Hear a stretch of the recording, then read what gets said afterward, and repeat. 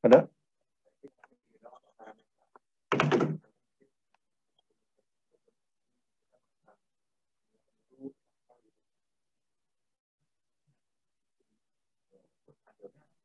Pak, izin bertanya, Pak. Ya. Tadi kan Bapak sudah menjelaskan ya, kalau kami sebaiknya mengerjakan tugasnya ini selain angkanya, juga memperhatikan fungsi-fungsi tugas-tugasnya dari perusahaan itu ya, Pak. Hmm. Berarti kalau misalnya ditulis nih kan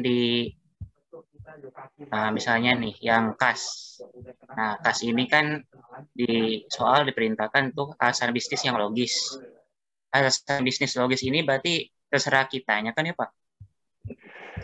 Jadi gini, ada alasan bisnis logis, ada risiko. Ya, alasan bisnis Ya, logis itu memperhatikan informasi-informasi yang ada.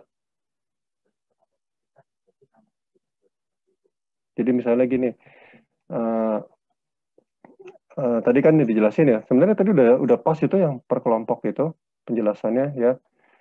Ya, misalnya gini, uh, kalau sales meningkat, ya, account receivable meningkat atau tidak? Itu kan penjelasannya logis ya, logikanya. Jadi yang dipakai adalah logika akuntansi, gitu, Mas. Ya, penjelasan logis itu logika akuntansi. Kedua, kemudian dikaitkan dengan fakta-fakta yang ada juga, tapi yang di soalnya itu di buku studi kasusnya.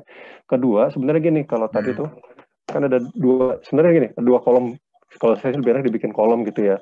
Ini kan ada kondisinya seperti ini ya, ada yang berubah signifikan, ya kan. Kemudian ada yang ini. Nah, di kolom sini ada penjelasan logisnya apa. Tapi kemudian di sebelah kanan lagi ada risiko. Risiko itu dikaitkan dengan tadi kan, kalau misalnya terkait penerimaan kas kok angkanya agak janggal. Nah, ini apa nih risikonya seperti itu ya. Berarti risikonya misalnya overstated ya, kas itu terlalu tinggi disajikan di laporan keuangan, misalnya seperti itu ya, karena pengendaliannya lemah gitu. Tapi kalau penjelasan logisnya kan, kas yang meningkat itu apa kira-kira kas akuntansi? piutangnya tertagih, Pak. Ya, piutang tertagih segala macam ya. Uh, Kemudian juga ada Utangnya naik. penerimaan hutang yang cukup besar. Itu contoh-contoh penjelasan yang logis. Tapi dikaitkan lagi dengan informasi di studi kasus juga ya, seperti itu.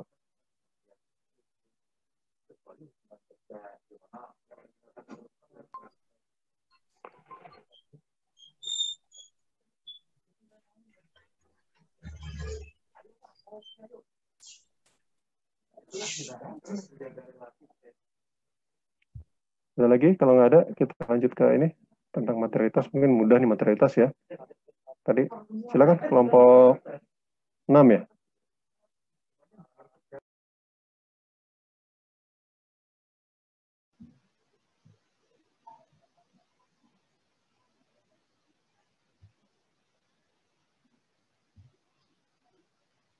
Izin share screen, Pak.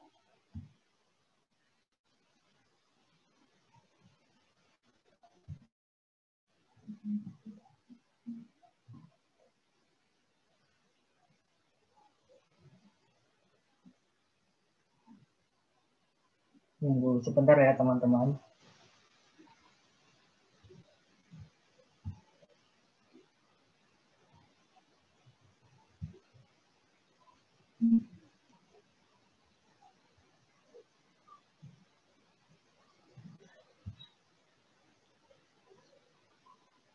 Baik, di sini saya mewakili teman-teman dari kelompok 6 akan menyampaikan hasil diskusi kami mengenai materialitas.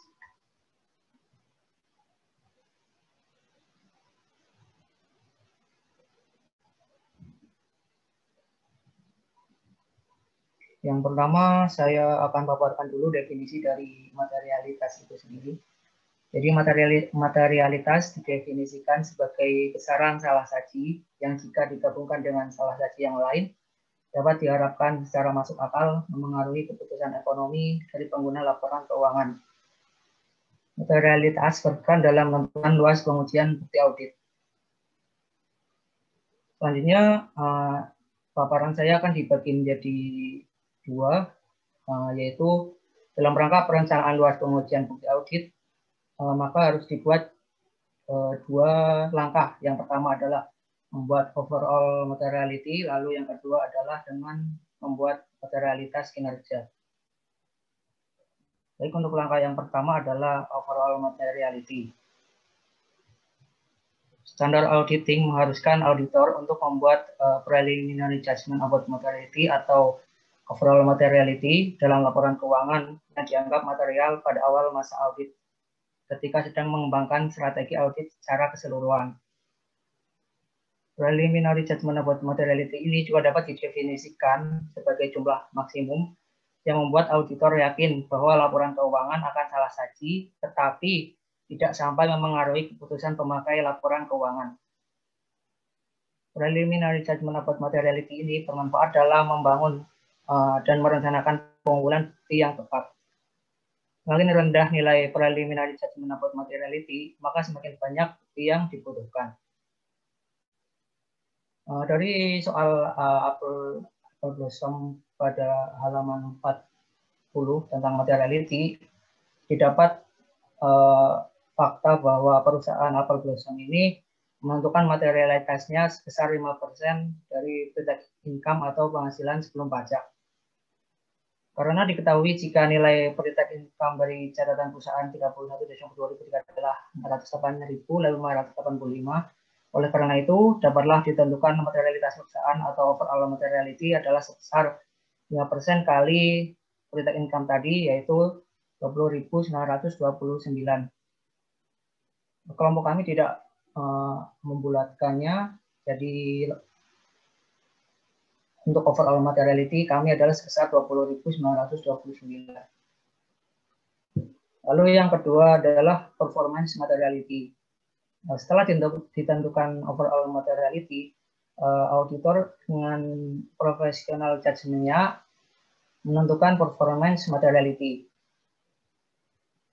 Performance materiality ini jumlah lebih kecil daripada overall materiality karena untuk mengantisipasi adanya tingkat probabilitas yang rendah dan tepat bahwa jumlah agregat dari salah haji yang belum dikoreksi atau tidak terdeteksi nanti akan melebihi materialitas untuk laporan keuangan secara keseluruhan. Jadi nilai performance materiality ini tentu saja lebih rendah daripada overall materiality. Nilai performance materiality ini berbanding terbalik dengan jumlah bukti yang akan dikumpulkan. Seperti tadi yang telah Bapak Umar sampaikan, kan ada dibagi menjadi low, medium, dan high. Jika low itu adalah 90%, medium 80%, dan high itu 70%. Semakin low atau semakin rendah persentase yang diusulkan untuk dijadikan sebagai performance materiality, maka dibutuhkan bukti yang semakin banyak. Kelompok kami telah didiskusikan memilih persentase sebesar 75% atau berada di antara medium dan high. Lanjut halaman selanjutnya.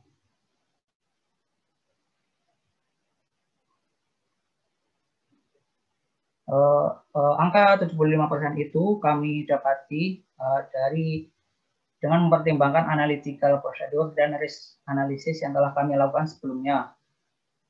Oleh karena itu kami membagi alokasi 75% nilai performance material itu menjadi 5. Yang pertama adalah A, performance materiality rendah karena bisa diaudit selengkapnya dengan biaya yang rendah dan kemungkinan terdapat salah saji kecil. Lalu ada kriteria B, performance materiality rendah karena biaya audit yang rendah, tetapi memiliki fraud risk yang tinggi. Lalu C, performance materiality tinggi karena jumlah transaksi yang banyak, sehingga membutuhkan ukuran sampling yang besar untuk mengaudit akun tersebut. Lalu yang D, performance materiality rendah karena akun tersebut memiliki transaksi yang sedikit, tetapi memiliki kemungkinan salah saji yang tinggi. Lalu yang kelima, not unsure, yaitu performance materiality tidak dialokasikan karena akun tersebut dipengaruhi oleh overstatement atau understatement akun lainnya. Dari kelima kategori tersebut, kami mengalokasikan untuk A itu sebesar 15% dari performance materiality, lalu B itu 5%, C 60%, D 20%, dan yang NA itu 0%. Angka yang si PEM ini tidak, yang 2355 itu didapat dari 15% kali 15,697, 5%, yang 785 ini 5% kali 15,697 dan ke bawahnya. Jadi yang 15,697 itu adalah 75% kali overall materiality ya. Selanjutnya dari angka A, B, C, D ini kami mengalokasikan ke berbagai akun-akun yang sejenis. Misalkan kami mengalokasikan A itu ke 18 akun. Jadi setiap akun nanti adalah 2355 ini dibagi 18, sehingga setiap akun yang memiliki kriteria A ini mendapat alokasi materialitas sebesar 131. Begitu pula untuk akun yang B, akun C, dan D. Untuk yang alokasi 131 ini, kami alokasikan untuk ke petty cash, private insurance, private rent, dan akun lainnya, dan ditandai dengan kriteria A. Hal ini berarti batas salah saji yang dapat kami toleransi adalah sebesar 131 untuk masing-masing akun tersebut. Dalam mengaudit akun-akun ini, kami perlu mengumpulkan bukti yang cukup banyak. Namun audit dapat dilakukan selengkapnya dengan biaya yang rendah karena akun-akun ini tidak terlalu banyak dan kemungkinan terdapat salah saji kecil. Lalu untuk kriteria yang B, kami alokasikan ke akun Cash Second National Bank, Cash Beli National Bank, AFDA, dan akun lainnya yang nanti ditandai dengan kriteria B. Hal ini berarti batas salah saji yang dapat kami toleransi sebesar 262 untuk masing-masing akun tersebut. Dalam mengaudit akun-akun ini, kami perlu mengumpulkan bukti yang cukup banyak, namun tidak memiliki jumlah yang lebih besar daripada A, serta audit dapat dilakukan selengkapnya dengan biaya yang rendah, namun memiliki fraud risk yang tinggi karena akun-akun ini memiliki banyak transaksi. Selanjutnya untuk kriteria yang C, kami mengalokasikan sebesar 1.884 dolar untuk akun receivable, inventory, akun payable, dan akun lainnya yang ditandai dengan kriteria C. Hal ini berarti batas salah saji yang dapat kami toleransi sebesar 1.884 untuk masing-masing akun tersebut. Dalam mengaudit akun-akun ini, kami tidak membutuhkan bukti yang cukup banyak. Akun ini memiliki transaksi yang banyak sehingga membutuhkan sampling yang besar. Terakhir, yang kami alokasikan 349 untuk kriteria D. Hal ini karena artinya batas salah saji yang dapat kami toleransi adalah sebesar 349 dolar untuk masing-masing akun tersebut. Dalam audit akun-akun ini, kami perlu mengumpulkan bukti yang cukup banyak, namun tidak sebanyak kriteria A, serta memiliki transaksi yang cukup sedikit, dan bukan akun yang recurring dalam setiap kegiatan perusahaan.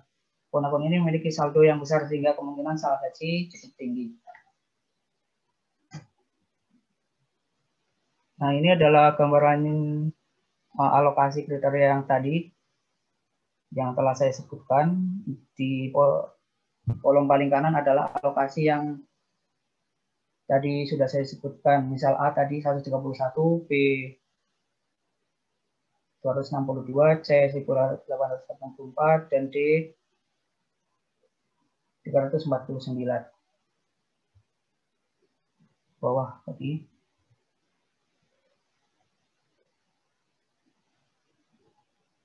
Nah, pada intinya nanti adalah total dari alokasi performance materiality ini adalah sejumlah 75% dari overall materiality, yaitu 15.697.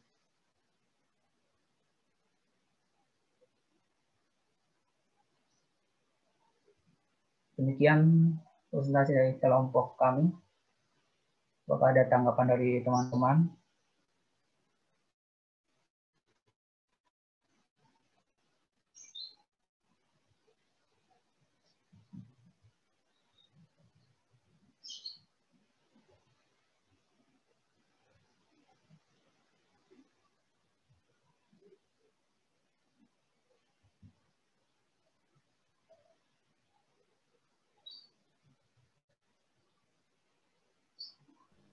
Wahid Ilham, saya mau tanya. Ya, silakan. Bella Melisa dari kelompok 4, saya mau tanya yang slide-nya boleh naik ke atas nggak? Yang di bagian tabel pembagian PM. Nah, ini alokasi 15% untuk kriteria A, 5% untuk kriteria B, dan seterusnya. Yang persen-persen ini gimana cara teman-teman nentuinnya? Apakah dari kira-kira atau ada panduan spesifik gitu? Terima kasih. Oke, baik. Terima kasih atas pertanyaannya.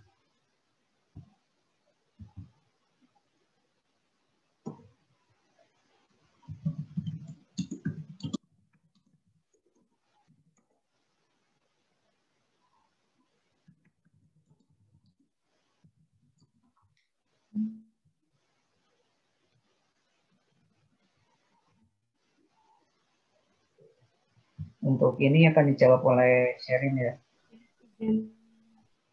Menjawab. Jadi bagian ini kami dasarkan dengan analytical procedure sama risk analysis yang sudah kami lakukan di minggu sebelumnya. Itu juga ada pertimbangan misalnya kayak ada pembagian fungsi yang tidak baik tersebut. Jadi kami melihat akun-akun yang berisiko tersebut, sehingga misalnya di kriteria A ini kami kan alokasinya 15% tuh dari overall dari performance materiality-nya. Jadi akun ini itu ada 18 akun, dan itu kami tetapkan segitu karena kami berpikir kalau akun ini itu materialitasnya itu tinggi, jadi dibutuhkan bukti yang banyak. Makanya kami ngasihnya 15%. Akun yang lainnya seperti yang akun D ini itu akun yang untuk aset tetap. Nah, aset tetap itu kemarin ada fungsi yang di akun payable clerk. Jadi akun payable clerk ini megang fungsi maintenance aset tetap. Sedangkan kalau maintenance aset tetap itu kan seharusnya memiliki maksudnya dimiliki oleh orang tertentu saja, tidak digabungkan dengan jabatan yang lainnya, karena itu punya tanggung jawab yang besar untuk akun-akun aset tetap tersebut. Ada 9 akun, itu alokasi PM-nya itu sebesar 3.139 atau 20% dari performance materiality. Jadi batas salah saji yang kami tetapkan itu kecil atau rendah, sehingga kami mentoleransinya itu kalau misalnya ada salah saji yang lebih dari segitu, itu berarti materi lebih dari berapa? Bentar ya. Lebih dari 349 itu termasuk material gitu. Itu semoga menjawab. Ada yang mau ditanyakan lagi? Jadi yang 15%, 5%, 60%, dan seterusnya itu selain dipertimbangkan dari resiko juga jumlah akunnya ya? Iya, jumlah akunnya juga sama banyaknya transaksi, seperti transaksi yang sering berulang. Kalau misalnya account receivable gitu kan juga sering berulang. Aset tetap kan dia cuma depresiasi atau pembelian. Terima kasih sharing.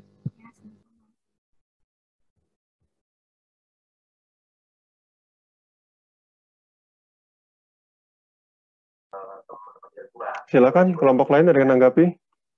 Jadi memang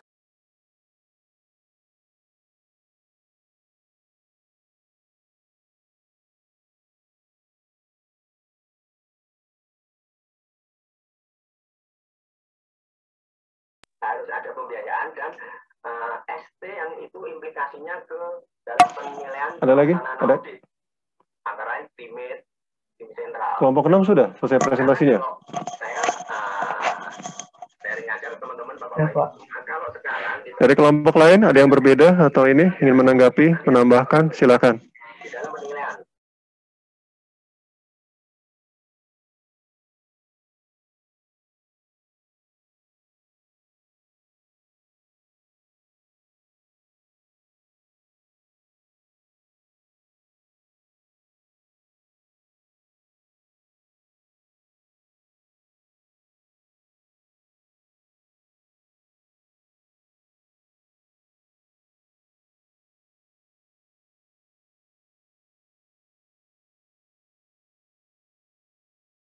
Benar ini, karena saya termasuk yang Gimana? Sama semua?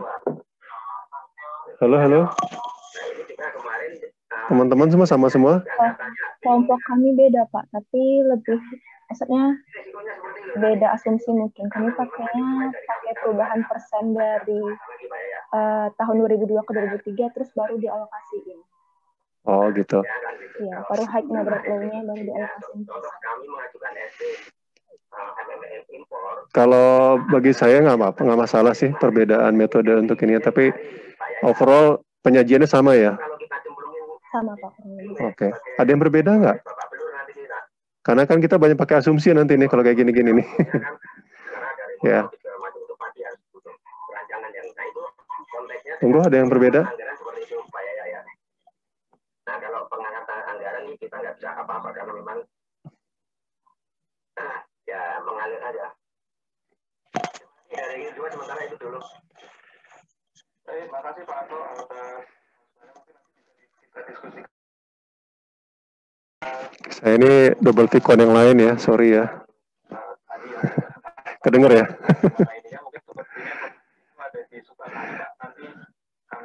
Dengar, Pak.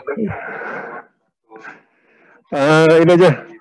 Kalau yang materialitasnya kan lebih mudah ya, maksud saya gini. Pertama itu, ini udah bagus nih penyajiannya. Makanya saya tanya, ada yang berbeda nggak dengan ini? Atau ada yang hanya terkait dengan overall materiality aja? Jadi kan materialitas secara keseluruhan sama materialitas per ini kan, ini udah jelas sih. PM. Ya. Saya boleh apresiasi nih ke kelompok 6 ya. Bagus penyajian kayak gini nih. Jadi ada aspek teorinya sama aspek yang dikerjakan. Walaupun mungkin tadi kalau di tugas-tugas lain kan agak banyak ya. Tapi bisa tuh ya di breakdown seperti ini.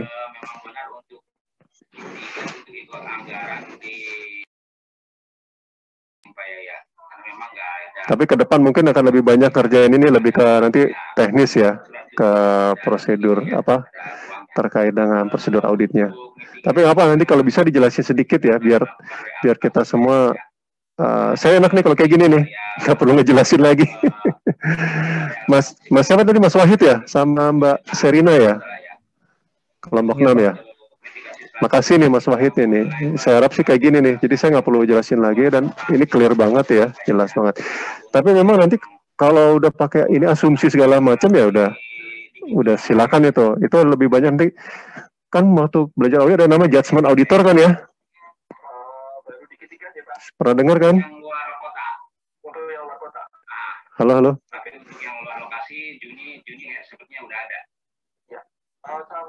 Ada banyak hal nanti kita akan pakai judgment ya. Tapi judgment itu kalau saya sih gini, yang penting teman-teman bisa menjelaskan basisnya, dasarnya apa. Ketika judgment itu mempergunakan asumsi tertentu itu apa sih judgmentnya? Nah itu sepanjang bisa jelaskan nggak masalah bagi saya ya. Kalau saya tuh lebih ke ininya apa, ke substansinya ya yang saya ingin dapatkan dari teman-teman. Silakan, ada tanggapan lagi dari kelompok lain?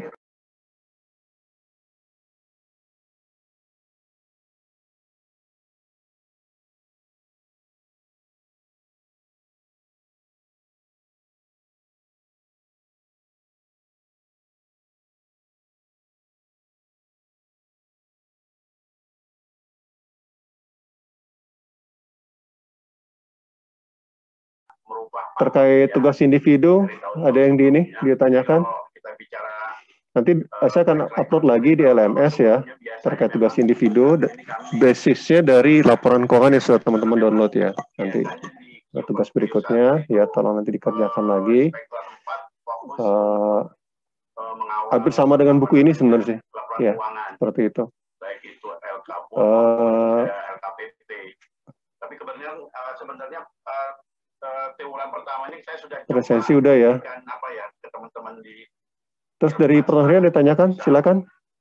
Atau diskusikan. Perjalanan dinas lokal kota gitu ya sesuai. Di Erans mungkin lebih banyak teorinya, sekarang lebih realnya. Bagaimana sih kita mengukur resikonya dari informasi-informasi yang ada? Itu satu ya. Kalau konsep materialitas mungkin nggak terlalu sulit ya, tapi nanti ketika menerapkan dalam konteks di laporan keuangan nanti di auditnya nih. Nah, abis ini kan ini masih perencanaan ya. Nah, begitu pelaksanaan nanti, nah itulah kita mulai menerapkan terkait dengan materialitas ini lebih real di sana di aspek ketika pelaksanaan auditnya ya. Kalau sekarang masih perencanaan mungkin kita baru menentukan aja berapa sih materialitasnya, terus PM-nya berapa, itu kita tentukan sekarang ya. Dan saya harap gini, semua sama kan ya mengerjakannya, karena ini akan jadi patokan sampai ke depan nih ya terkait materialitasnya. Jadi tolong nanti diperhatikan ya. Terus kedua nanti ketika dalam pelaksanaan tadi kan yang terkait resiko ya, resiko ini tolong dilihat lebih detail lagi ya. Saya kasih kesempatan mungkin karena ini akan dipakai seterusnya ya. Misalnya terkait beberapa akun-akun tertentu. Kalau kita tentukan misalnya low, contohnya cash lah, atau kita tentukan low gitu ya kan. Dampaknya akan ke tadi kan besar kecilnya pengujian yang kita lakukan. Kalau low gimana resikonya? Berarti kan pengujiannya kecil. Ya, sedikit ya. Sementara kemungkinan resikonya itu tinggi sebenarnya, yang realnya kan. Kemungkinan salah saja di kas itu ya. Jadi harusnya pengujian lebih luas, lebih tinggi lagi. Terus terkait materialitas mungkin udah oke lah seperti itu. Ya. Itu dari saya ya. Ada lagi mau ditanyakan? Lebih bagus sekarang kalau mau nanya daripada nanti nanya di pas lagi ujian, nanya ke teman ya malah.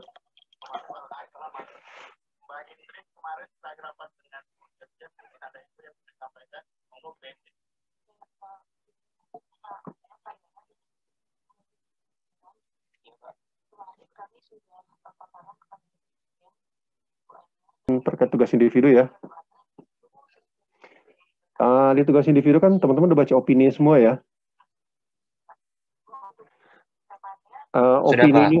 Opininya itu yang saya gini aja deh. Ada nggak opini yang sama sekali tidak di dalam ada paragraf penjelas? Sama sekali tidak ada paragraf penjelas terkait dengan kondisi COVID. Siapa? Ada? Saya, Pak. Sudah muncul. Sudah muncul nggak ini? Nggak ada. Malah bertambah salesnya, Pak. Tidak terdampak COVID menurut. Oh iya, karena kesehatan ya, sektor kesehatan. Sektor kesehatan memang tidak terdampak dia. Ya. Ada lagi yang lain? Ya saya, Pak. Maksudnya laporan keuangan yang saya gunakan, Pak. Iya. Perusahaannya apa?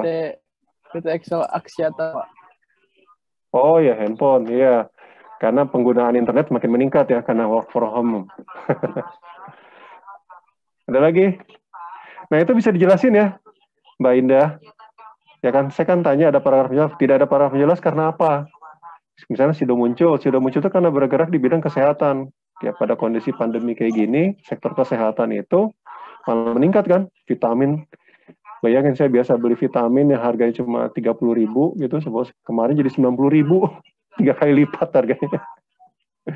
Enervon C itu yang bisa 30-an ribu, sempat waktu puncak pandemi tahun lalu itu harganya hampir 100-an ribu. Ya. Jadi yang kadang-kadang di Indomaret mungkin nggak ada yang lirik gitu ya, sekarang jadi mahal gitu.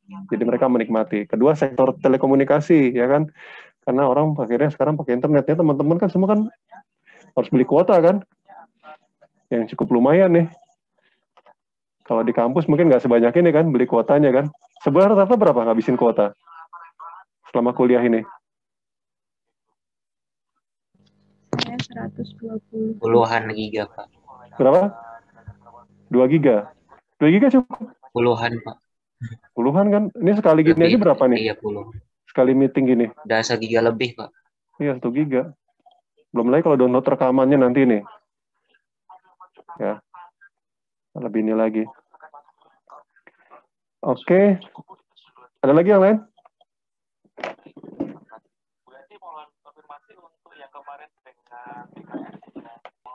KAF Pak, Kimia Farma. Oh ya, Sami. Kesehatan ya. Oke, ada lagi yang lain? Pak, saya Pak. Ya, Siska, apa?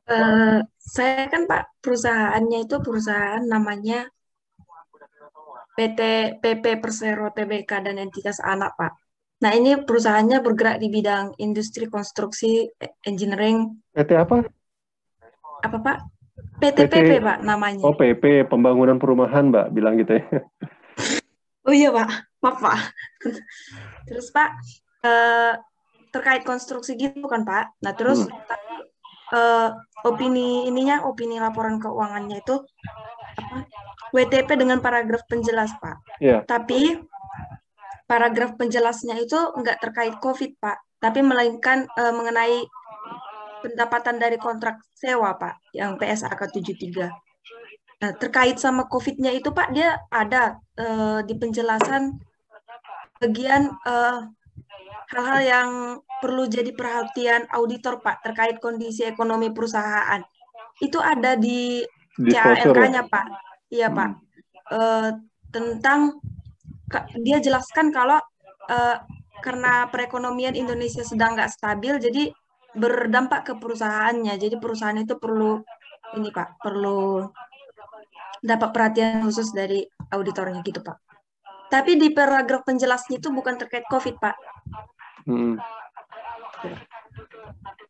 Padahal penurunan ininya karena COVID juga itu. PP, iya, Waskita, Utama Karya sama semua tuh. Ya BUMN. Ada beritanya di koran kok. BUMN sektor karya pemerintah ya, BUMN sektor karya ya. Ya semua itu karena COVID. Ya penurunan penghasil pendapatan segala macamnya. Ini mungkin masalah akuntannya itu. Itu bagus kok dianalisis tuh, ya kan? Kalau terkait dengan PSAK yang baru, itu semua terdampak pasti di sektor jasa karena ada perubahan kan. Tahu kan ya? PSAK 71, 72, 73. Itu pasti semua terdampak, Mbak. Ya. Waskita itu dikoreksi berapa triliun terkait itu, ya. Jadi memang kalau masalah itu sebenarnya nggak terlalu ini. Ini akuntan publiknya siapa? Namanya Pak ini. Ya. Ntar Pak. Kosasih Nurdiaman Mulyadi Tahjo dan rekan. Ya, Kosasih. Kosasih itu dosen STAN zaman dulu, dosen saya. Udah tua, saya udah sepuh. Oh iya, Pak. Nah, itu tuh nah itu bagus tuh dianalisis tuh harusnya tuh Mbak Siska, ya. Loh, kenapa? Sebenarnya kalau PSAK itu kan hampir semua sektor jasa terdampak dengan PSAK tersebut. Ya. Karena itu kan ada perubahan terkait dengan pengakuan, ya. Oke. Ada lagi yang lain? Ya, saya Pak. Laporan keuangan dari PT BNI. Itu tidak ada paragraf penjelas, tetapi di CALK ada pernyataan bahwa COVID ini terpengaruh, tetapi tidak signifikan gitu, Pak. Oke. Sebentar saya mau bicara di Vicon. Nanti saya kira sih udah ini ya. Nanti sebentar dulu.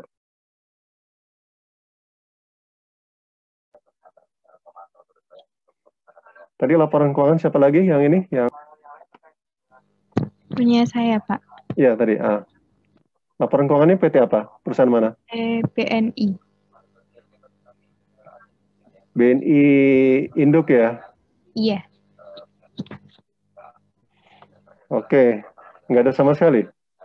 Tidak ada. Tetapi di CALK-nya ada penjelasan mengenai COVID, tapi PT BNI tidak terpengaruh signifikan, Pak. Sebenarnya terpengaruh tuh. Nah, ini nanti saya akan jelasin ya trik-trik accounting untuk ini. Ya kan, memang gini, di perbankan itu ya, itu tidak sebenarnya secara formal seolah-olah tidak terdampak. Karena ada ketentuan OJK, semua debitur yang terdampak COVID itu tidak dimasukkan sebagai non-performing loan, terus sebagai kredit macet. Jelasin nggak di penjelasannya tuh? Ada POJK nomor 2, oh salah ya, tahun 2020. Ya, seperti itu. Jadi di perbankan memang rata-rata tidak memasukkan, tapi sebenarnya secara substansinya debiturnya pada macet karena COVID. Ya, tapi dapat relaksasi dari pemerintah karena itu. Jadi di penjelasan harus muncul tuh penjelasannya. Ya, Mbak Bella ya. Di penjelasan karena COVID-nya disebutin tuh POJK. Oh iya Pak, ada Pak. BNI telah melakukan restrukturisasi kredit untuk debitur yang terdampak sesuai COVID. dengan POJK nomor 11. 11 ya. 11 itu yang terakhir, 11 tahun 2020 ya? 13, iya Pak, 13 Maret 2020. Itu. Jadi sebenarnya secara performance, BNI itu bank itu jadi jelek sekarang. Kan begitu dia dikategorikan macet ya, seharusnya kan dia dikeluarkan, tapi sekarang enggak, ya, gitu. Jadi perbankan itu berlindung di balik POJK itu, ya.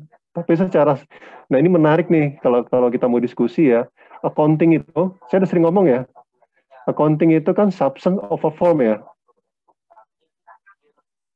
Secara formalitas, debitur yang macet karena COVID dimiliki oleh BNI itu dianggap tidak macet, ya, dia boleh restrukturisasi, ya. Tapi secara substansi accounting itu sebenarnya kategorinya apa? Macet apa nggak macet?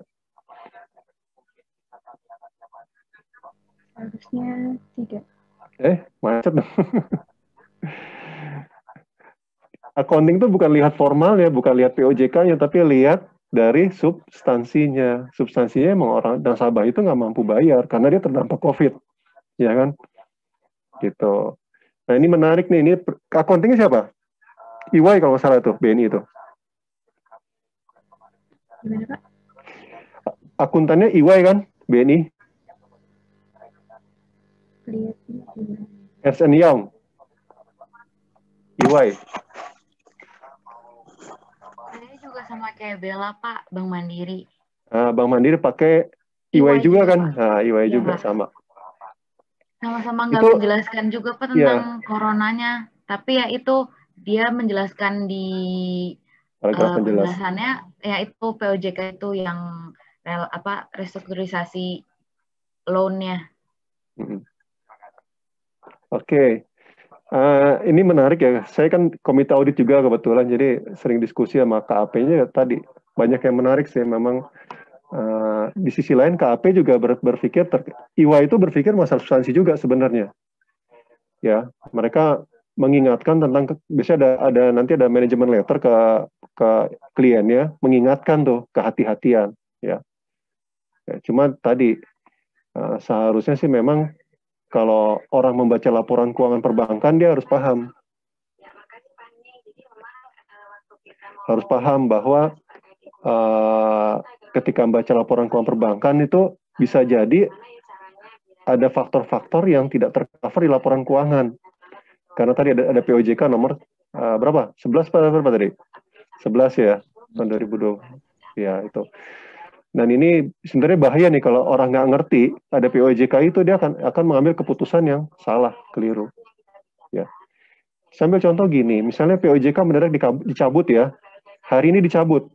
Itu otomatis ya nasabah itu langsung jadi kredit macet. Begitu kredit macet, paham kan ya? Ada write off, ada pencadangan, ya kan dibiayakan. Masih ingat ya kalau di piutang itu kan nanti ada pencadangan. Pencadangan itu mengurangi apa? Mengurangi piutang. Enggak. Pencadangan itu kan mengurangi piutang, tapi ketika itu dia menjadi biaya juga kan yang mengurangi laba rugi, ya labanya tergerus tuh nanti itu, ya. Sekarang itu laba BNI seolah-olah bagus. Kenapa? Karena yang macet itu belum dibentuk pencadangan, karena ada POJK tersebut, ya. Kalau begitu dibuat pencadangan ya, padahal debit berapa persen di situ disebut? 20% di BNI Mandiri besar kok itu. Berapa persen nasabah yang restru? dijelasin nggak berapa persen nasabah yang melakukan restrukturisasi karena COVID di penjelasan? Belum menemukan, Pak. Oh, dia nggak mau disclose juga. Ya, itu nanti kita banyak diskusi deh. Laporan keuangan itu menarik sebenarnya kalau ini ya dalam dunia nyatanya itu. Jangan sampai salah ngambil. Coba kalau teman-teman buat analytical procedure laporan keuangan tersebut ya, yang tidak menggambarkan kondisi sebenarnya, kira-kira apa resikonya? Yang tugas tadi itu bisa jadi auditnya ngawur kan, salah. Ya, oke, ini waktu udah habis, jadi ada lagi yang ini yang tidak ada COVID tadi. Mbak Aisyah juga ada ya, nggak ada ya? Siapa lagi? Banyak ya ternyata ya. Tapi dijelaskan ya bahwa ini tidak ada opini, tapi di paragraf penjelas disebutkan gitu ya. Ya. Oke, itu aja. Ini udah ada mau jam 10. Saya kira terima kasih ya atas ini presentasi teman-teman, terutama kelompok kok lupa saya. Kelompok berapa nih? Kelompok 4 sama kelompok 2 ya? Kelompok 6, Pak. Kelompok 6. Yang tinggal, yang belum kelompok 2 jadinya, minggu depan ya? Nah, berarti kelompok 2 nanti Mas Ilyas siap-siap tuh presentasi semua minggu depan ya, tugasnya. Ya, Pak. Nggak, nanti kita bagi-bagi lagi ya. Jadi siap-siap aja begitu kelompok 2 selesai, nanti kelompok yang sesi berikutnya lagi yang akan presentasi ya. Seperti itu. Oke, situ terima kasih. Kalau ada yang pertanyaan, silakan nanti di grup juga silakan. Kayaknya grup kurang aktif ya. Kalau ada mau nanya, silakan di situ. Kebanyakan nih pertanyaan lewat Mbak Indah terus nih. Ya, ada pertanyaan Mbak Indah WA Japri ke saya. Padahal lewat grup juga nggak apa-apa sih. Silakan aja. Atau ada pertanyaan terkait soalnya, pertanyaan terkait apa, silakan di grup ya, dioptimalkan lah ya, seperti itu. Walaupun saya juga mohon maaf nanti mungkin tidak quick response ya, karena ada banyak tugas juga saya. Sekiranya itu aja, terima kasih ya teman-teman semua, ya semoga tetap dijaga kesehatan ya. Secara keseluruhan, setelah melihat analisis sebelumnya itu, kami menyimpulkan bahwa perusahaan memiliki kemampuan finansial yang cukup. Hal tersebut bisa kita lihat dari assessment of the risk of financial failure tadi yang sebelumnya, yang mana kemampuan finansial perusahaan itu bisa dibilang aman dan sehingga perusahaan bisa menjalankan bisnis dengan lancar. Dan dari informasi keuangan tahun sebelumnya juga tidak terdapat tanda-tanda kemungkinan perusahaan akan bangkrut.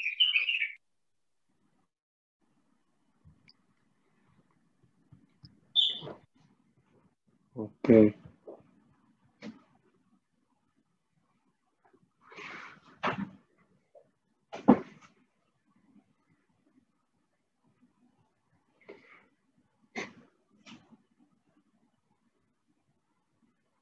Resiko auditnya ini rendah atau tinggi? Nah ini nih. Karena ada low, medium, sama high ya. Naruhnya di low jadi ya.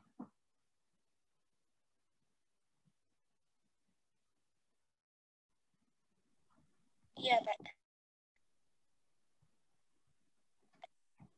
Padahal dari angka-angka di laporan keuangannya tadi banyak yang ini ya, yang agak, terus dari informasi-informasi di atas kan banyak hal yang resiko pengendaliannya tinggi, ada yang tinggi kan ya. Di pembelian sama terkait penerimaan cash itu kan tinggi tuh risikonya tuh.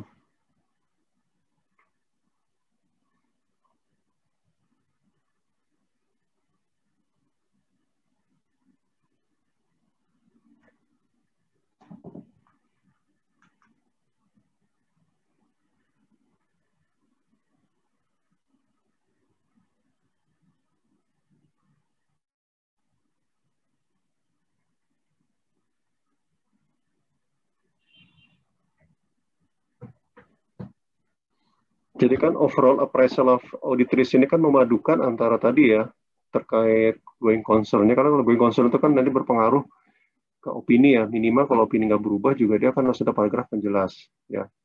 Kalau mungkin teman-teman udah download laporan keuangan audited yang 2020, itu pasti ada banyak tuh ya, paragraf penjelas yang ditambahkan. Ya. Tapi tidak hanya itu, dilihat juga dari aspek laporan keuangannya tadi ya kan, risiko-risiko yang ditemukan tadi.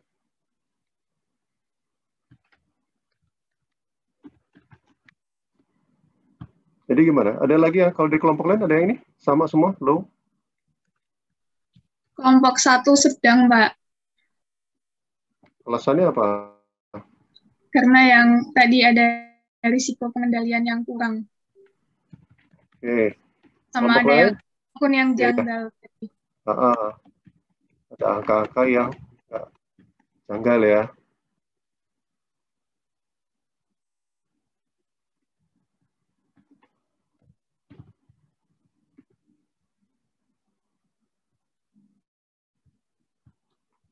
Kelompok lain, ada lagi yang ini? Yang beda siapa aja?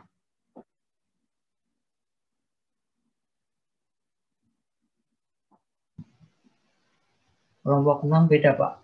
Ya, mana silakan, Mas Wahid.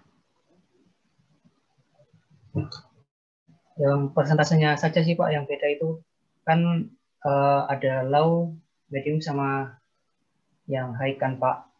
Kelompok kami pilih yang low to medium to high sebesar 75%, Pak. Bedanya di situ.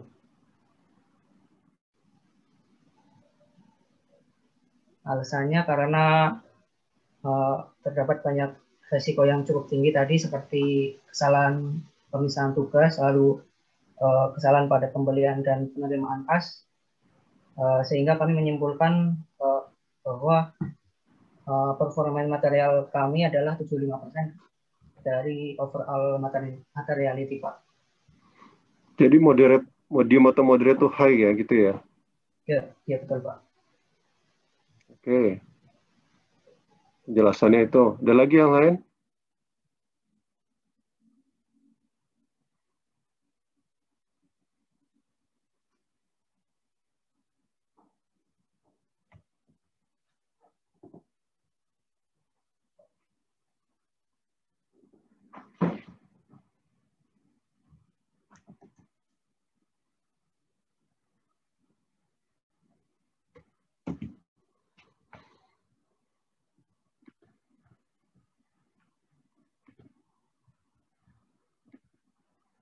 Silakan, ada yang lain?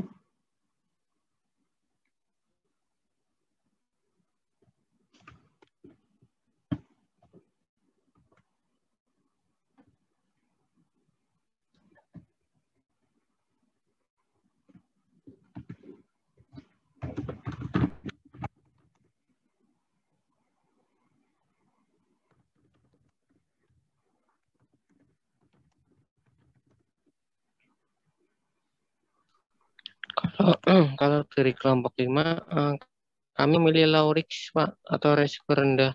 Karena berdasarkan tadi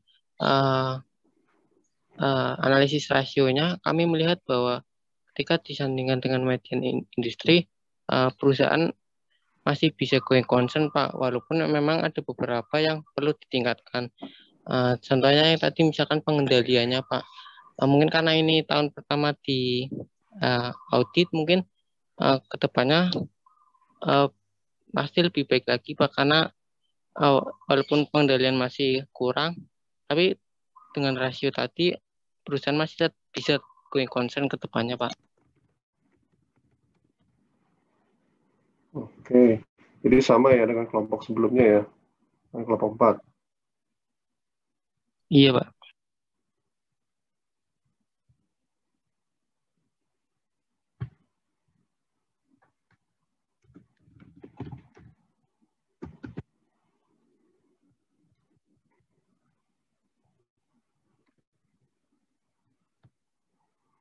Kalau yang medium atau moderate siapa aja? Kelompok berapa aja?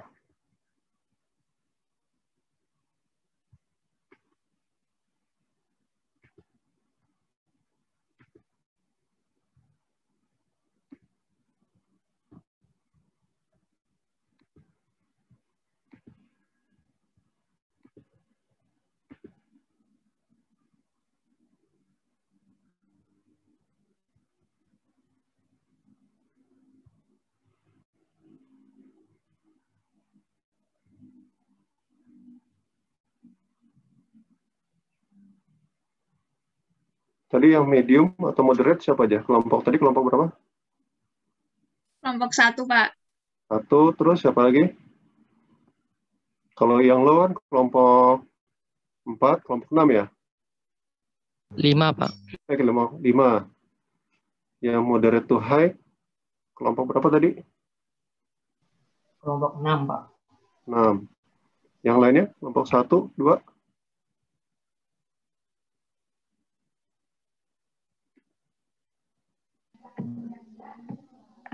Izin untuk kelompok 2, Pak. Ya.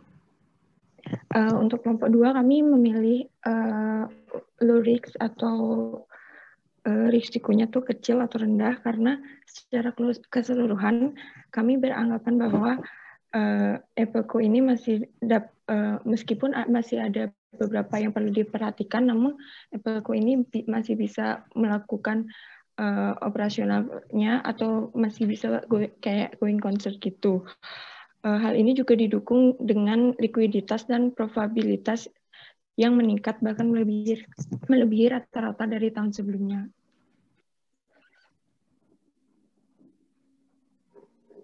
Oke. Kelompok 1 mana? Kelompok 1 medium tadi, Pak. Medium ya. Ya. Kelompok 2, lagi nih kelompok 1 medium, kelompok 2?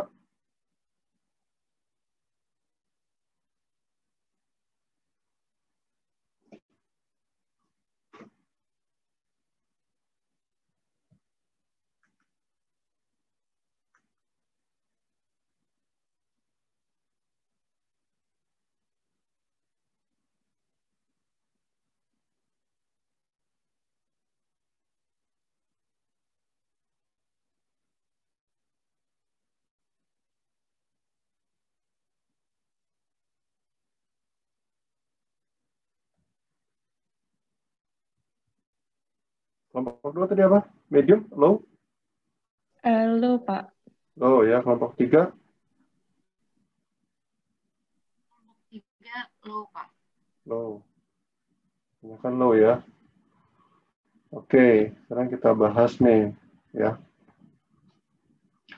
Jadi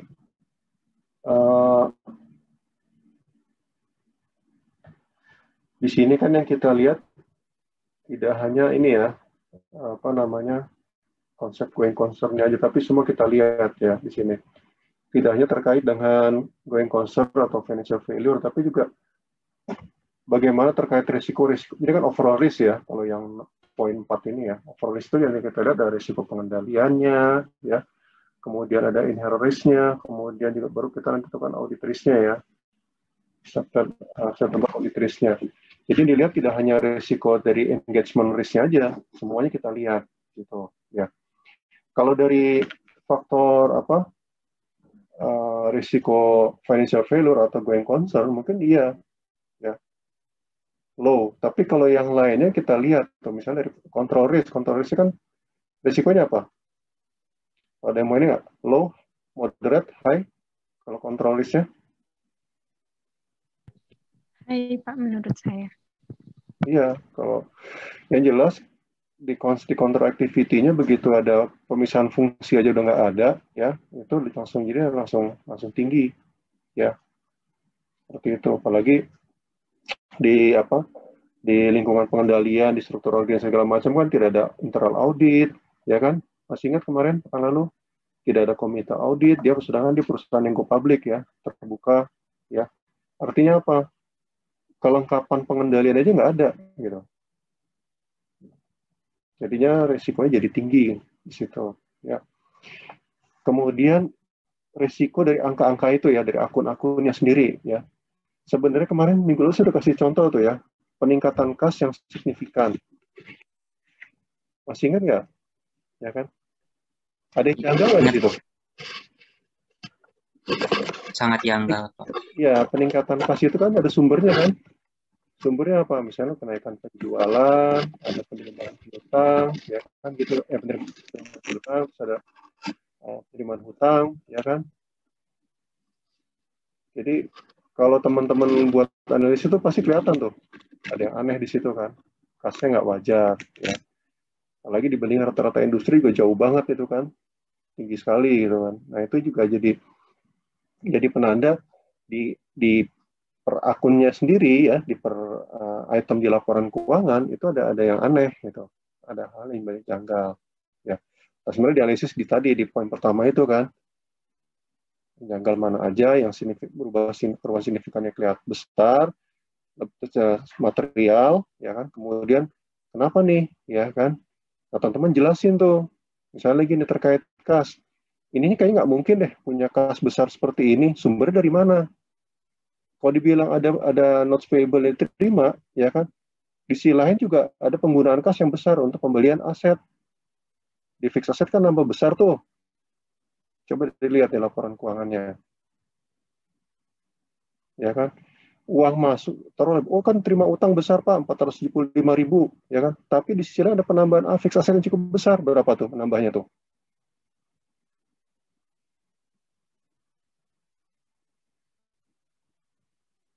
%86. Berapa angkanya? Penambahannya? 465.200. 465.000, ya kan, penambahan fixed asset. Ya. Jadi dia bisa jadi dia beli kredit kan, makanya muncul akun notes payable gitu, atau yang lain-lain. Tapi yang jelas, ya kan, sumber kasnya ini nggak jelas gitu, penambahan kasnya, ya kan. Itu cara analisisnya. Jadi sebenarnya banyak angka-angka yang aneh. Terus tadi inventory, ya kan, udah teman-teman udah bagus tuh, ya kan. Penjualnya kok bertambahnya tidak wajar, ya. Nah itu cara menjelaskannya. Kemudian kita bicara resikonya. Resikonya apa sih? Ya. Terus kita kaitkan dengan pengadaan intern yang lemah. Misalnya, oh ternyata nih si penerima kas sama si petugas pencatatan jadi satu, ya kan? Resikonya apa kira-kira? Kasnya diambil kan, ditilep, ya kan, dikantongin, ya. Di catatan ada, ya bisa dua kan, di catatan ada tapi uangnya secara real nggak ada, ya. Bisa jadi, atau bisa jadi di pembukuan dicatat tapi sebenarnya nanti begitu di realnya nggak ada uang itu. Atau bisa jadi direndahkan pencatatannya. Tapi kalau ini kan karena kasnya meningkat, kasnya besar sekali, ya aneh aja, jadi aneh gitu. Ya. Terus yang kedua, karena tadi pembelian sama pencatatan gabung, ya bisa jadi, atau si petugas kasih gabung pencatatan, pengeluaran bisa jadi terlalu besar. Bisa seperti itu juga. Ya, jadi itu resiko-resiko.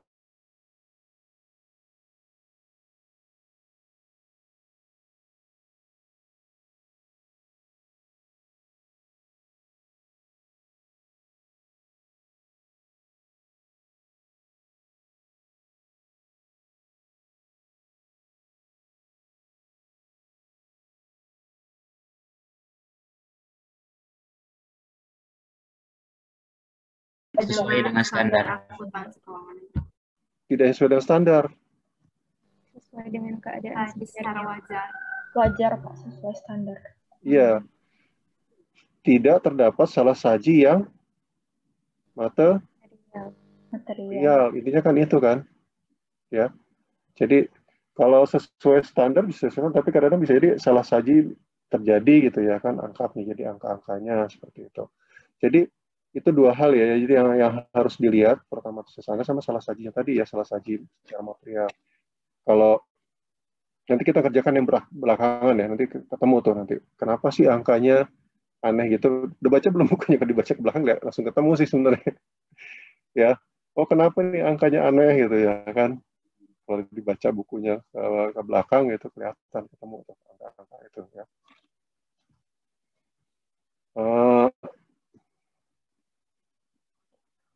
Itu aja dari saya. Jadi intinya gitu. Jadi yang poin 1 itu kan menyajikan udah benar tadi ya. Tapi sebelum menyajikan itu kita buat patokan dulu ya.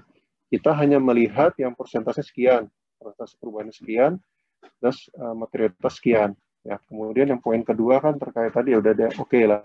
Poin ketiga terkait dengan going concern-nya financial failure ya, itu engagement, risiko di penugasan sebenarnya. Ya kan? Jangan sampai habis melakukan audit, ngasih opini wajar tanpa pengecualian, atau perusahaan bangkrut langsung. Ya. Itu yang dihindari. Itu lebih ke engagement risk ya, resiko penugasan. Kalau baca di resiko, yang poin 4 itu ya kita overall risk nih. Nah, sekarang terakhir sebelum ke yang 4 itu ya, dari overall risk itu kira-kira kita menentukan apa nih? Sama tadi resiko-resiko per akun tadi, sama overall risk kita menentukan apa sebenarnya ujung-ujungnya? Jumlah bukti yang dibutuhkan. Ya, tadi silakan. Jumlah bukti yang dibutuhkan. Nah, itu ya.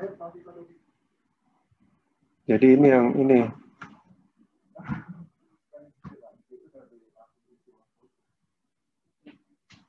Jadi yang dilihat di resiko ini ya. Resikonya dilihat satu persatu. Saya tayangin deh ini ya. Sebentar.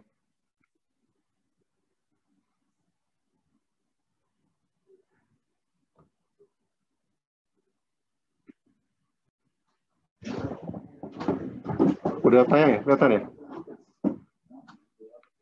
Kelihatan, Pak. Nah, ini.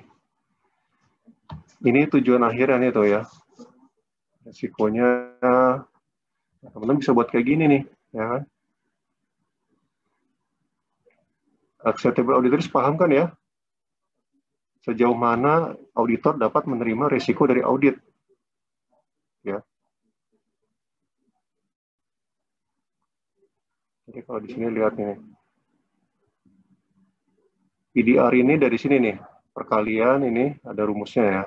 Nanti baru ketentuan bukan ini. Evidence di required ya.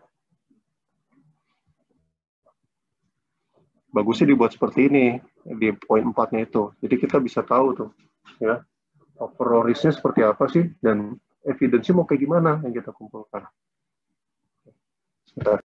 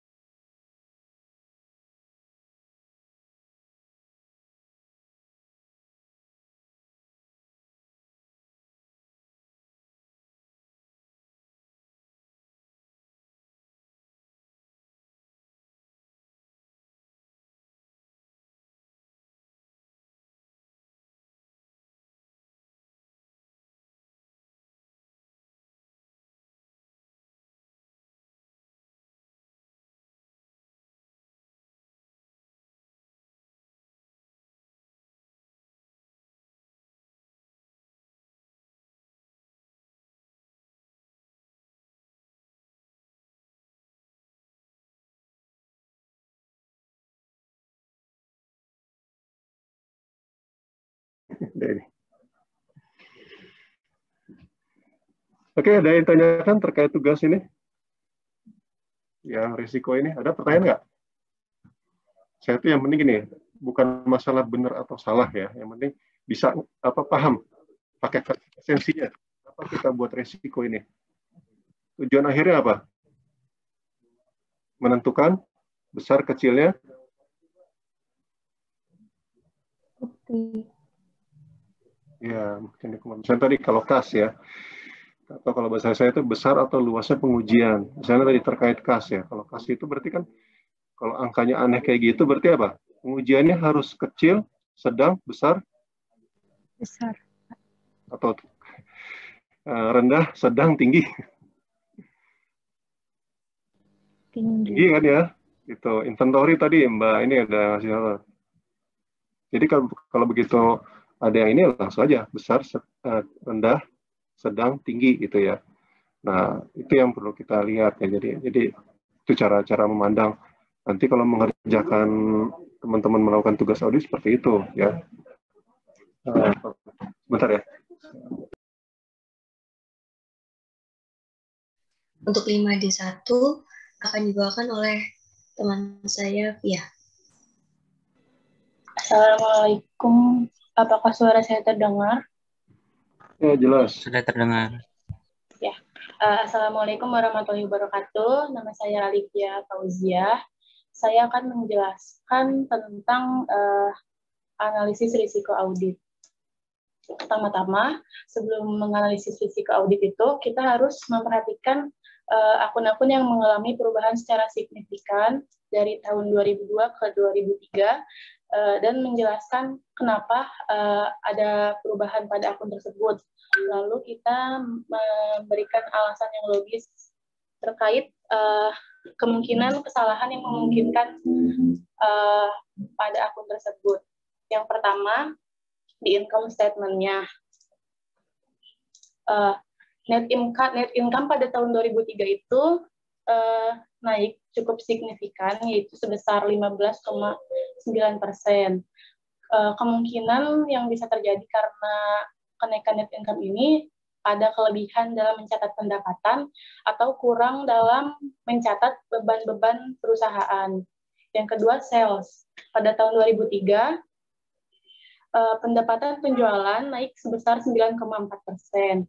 Kemungkinan kenaikan pendapatan penjualan ini karena mungkin perusahaan harga produknya itu naik atau penjualan perusahaannya itu naik.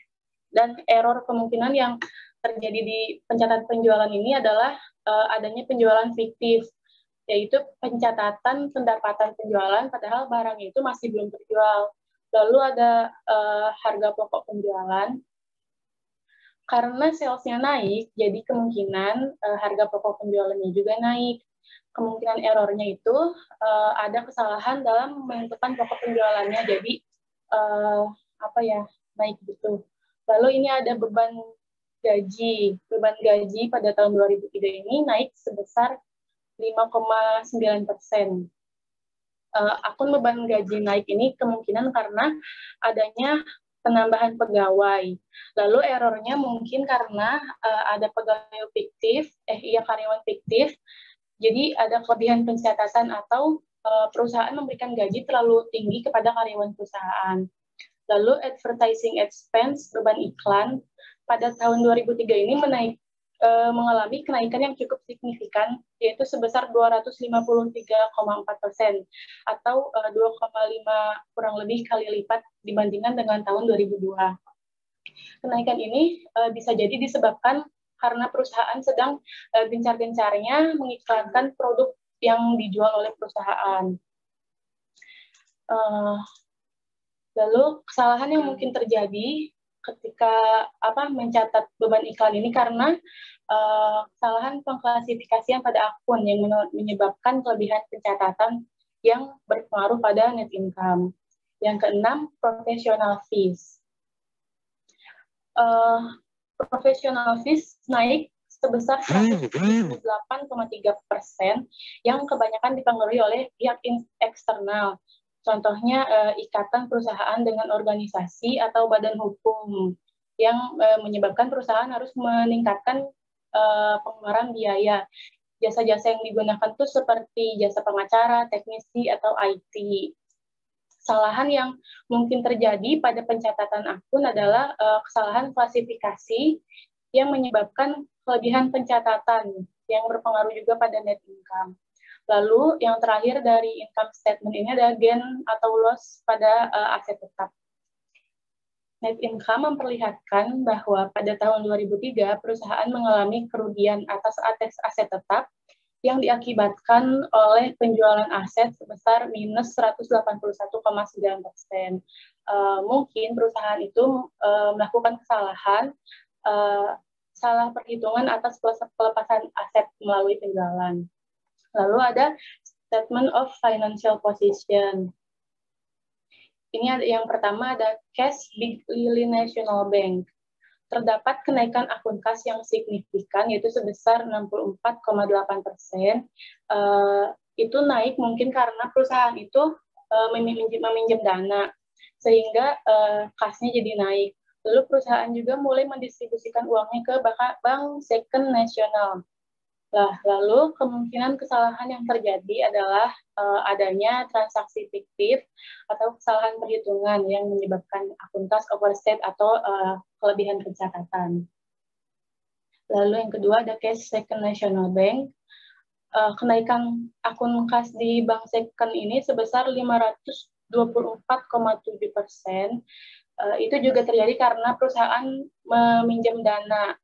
Kemungkinan kesalahan juga sama, terjadi transaksi fiktif atau kesalahan perhitungan yang menyebabkan akun kas overstate. Lalu ada akun receivable. Pada tahun 2003, kenaikannya cukup signifikan, yaitu 52,5%. Artinya, kas yang seharusnya milik kita masih tertahan di pihak lain. Pihak lain itu masih punya utang sama kita. Jadi, kenaikan piutang ini disebabkan karena perusahaan ini nggak menagih piutang atau piutang naik seiring dengan naiknya penjualan pada net income. Lalu ada allowance for bad debt. Saldo akun naik sebesar 67,5% karena saldo piutangnya juga naik. Kesalahan yang mungkin terjadi pada pencatatan allowance for bad debt adalah adanya penghapusan piutang usaha yang fiktif, atau manajemen itu sedang merapikan laporan keuangan biar dapat keuntungan di masa depan. Lalu kesalahan yang lain itu adanya salah hitung sehingga akun penyisihan piutangnya overstate. Akun piutang yang tinggi juga dalam laporan keuangan ini menjelaskan secara tidak langsung bahwa perusahaan kurang baik dalam memelihara piutang perusahaan. Yang kelima, inventory. Turunnya saldo inventory itu sebesar minus 17,6%, yang mengartikan bahwa inventory itu terjualnya lebih cepat. Lalu kesalahan yang bisa terjadi itu salah perhitungan pada saldo akhir persediaan. Yang keenam, peralatan dan mesin. Ada kenaikan pada peralatan dan mesin sebesar 86,1%, itu artinya perusahaan melakukan pembelian mesin dan perlengkapan pada tahun yang bersangkutan, yaitu tahun 2003. Lalu kesalahan yang mungkin terjadi yang dilakukan oleh perusahaan adalah perusahaan salah mengklasifikasikan pembelian, dan juga saldo pada machinery dan equipment ini overstate. Yang ketujuh, akumulasi depresiasi peralatan dan mesin, dan akumulasi depresiasi auto equip. Lalu kenaikan pada saldo akumulasi penyusutan baik yang peralatan dan mesin maupun auto equip itu terjadi karena adanya penambahan aset. Lalu kemungkinan kesalahan yang terjadi adanya salah pencatatan yang meningkatkan beban depresiasi yang menyebabkan saldo akun meningkat. Lalu ada akun payable. Saldo piutang pada tahun 2003 turun sebesar minus 39,3%. Itu artinya perusahaan telah membayarkan pinjamannya, atau vendor yang memberikan pinjaman kepada perusahaan itu merubah kebijakannya. Lalu kesalahan yang mungkin terjadi itu perusahaan salah pengakuan waktu utang dalam penjualan akhir tahun sehingga saldo menurun. Accrued payroll taxes. Penurunan pada saldo pada akun accrued payroll taxes ini sebesar minus 24,2%, memungkinkan perusahaan itu telah melunasi kewajibannya. Lalu ada federal income tax payable. Saldo pada federal income tax payable mengalami penurunan sebesar minus 60,8%, yang memungkinkan disebabkan oleh kewajiban pajak yang sudah dibayarkan. Kesalahan yang mungkin terjadi itu perhitungan atau kesengajaan dalam kesalahan hitung untuk menghindari perpajakan. Yang ke-11 ada notes payable short term. Notes payable short term ini kan turunnya kurang minus 100%. Itu disebabkan oleh kewajiban yang sudah dibayarkan oleh perusahaan. Jadi kesalahan yang jadi notes payable itu kan jadi hilang kan. Terus kesalahan yang mungkin terjadi itu perusahaan salah mengalokasikan jenis notes payable. Yang terakhir, return earning dan current net income. Kenaikan pada saldo return earning dan current net income disebabkan karena terjadi kenaikan pada net income.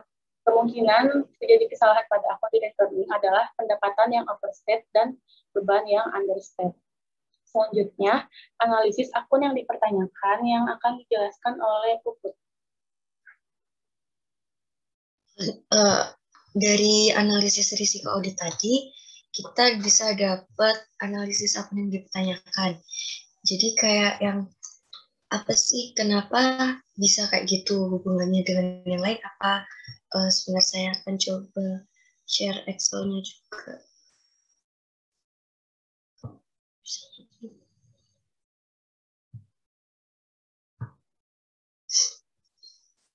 Oh.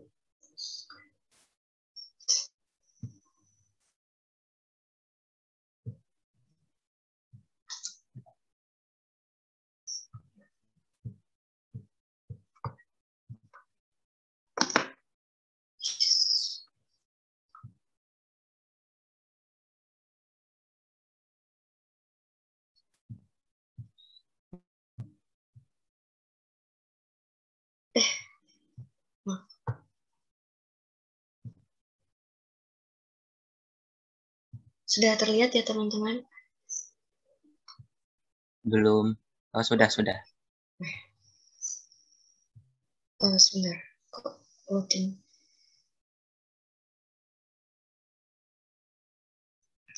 Yang pertama adalah accumulated depreciation machine and equipment. Nah, akun ini mengalami peningkatan yang tidak signifikan jika dibandingkan dengan kenaikan machinery and equipment. Nah, yang machinery and equipment ini naik sebesar 86%, sedangkan accumulated depreciation machine and equipment-nya cuma naik 18%. Di situ memang betul ada penjualan dan ada notes payable long term dan pembelian. Jadi ada kenaikan di mesin dan penurunan di mesin. Tapi kenaikannya kan lebih besar. Nah, kenapa accumulated depreciation machine and equipment ini nggak ikut besar signifikan juga? Itu yang pertama yang perlu diperhatikan. Selanjutnya adalah interest expense. Interest expense ini mengalami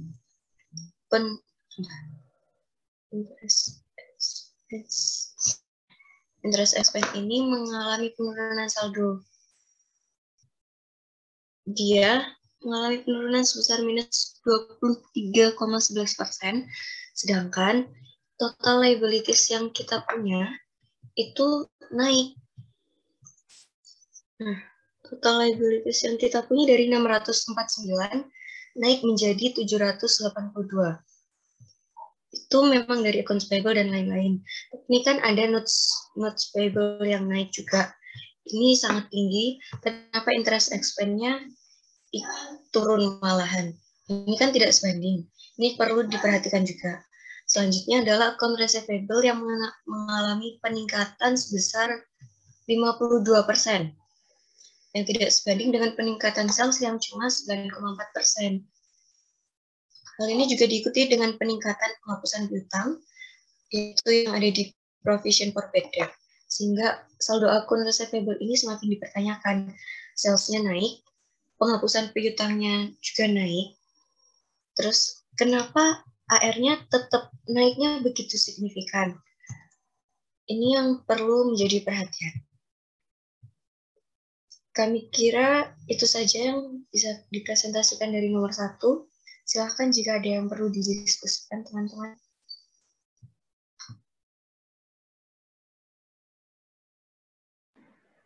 Silahkan dari kelompok lain, ada yang menanggapi atau yang menambahkan, silahkan. Terkait bahasan risiko audit. Izin bertanya. Silahkan, Aan. Baik, saya Aan dari kelompok 1. Izin bertanya mengenai yang D1 yang analisis risiko ya. Iya, analisis risiko audit. Untuk kelompok 4 sendiri, apakah yang dijelaskan itu semua akun atau hanya akun tertentu yang menurut kelompok kalian pilihan gitu? Soalnya saya lihat tadi akunnya nggak semua dibahas gitu. Kirain teh semuanya dibahas.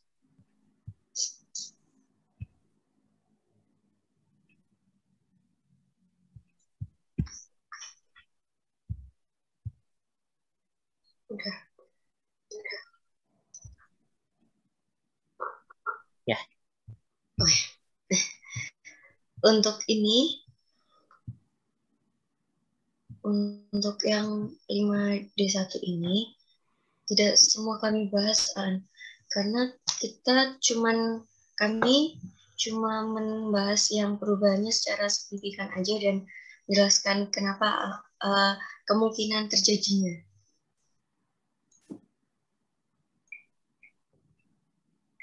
Mungkin dari besaran akun yang terlihat besar jomplang begitu ya kelihatannya, jadi langsung dibahas gitu ya? Iya, betul. Oh, mungkin saran saya kalau saran kami sebaiknya dijelaskan dulu di awal gitu ya, di penjelasannya bahwa akun-akun ini dipilih berdasarkan apa gitu, nominalnya atau persentasenya. Nah ya. Terima kasih, An. Ya. Terus kami perbaiki.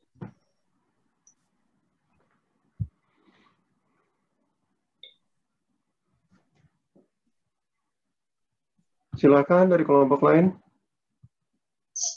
Atau mungkin menambahkan, silakan, bebas saja.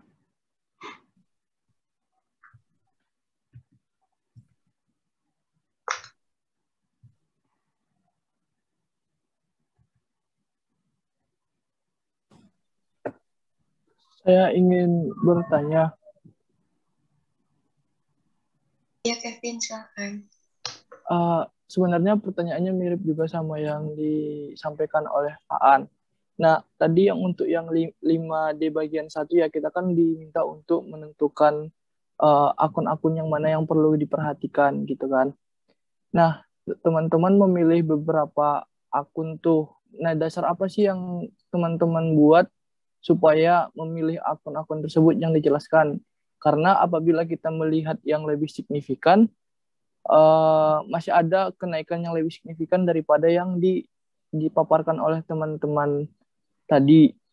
Atau adakah pertimbangan lain? Soalnya dari kelompok kami sendiri menggunakan dasar materialitas yang dikerjakan pada halaman 41 sebelumnya. Jadi kita mencari akun yang mengalami kenaikan yang signifikan di atas dari materialitas yang udah kita cari sebelumnya. Seperti itu. Terima kasih.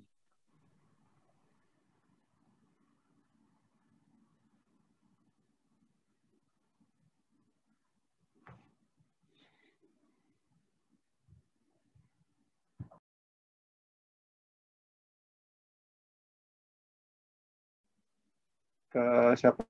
Kevin, gimana kelompoknya? Tayangannya. Silakan. Izin share screen, Pak, dan Indah.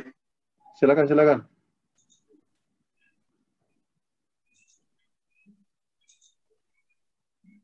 Apakah sudah terlihat tayangannya? Sudah.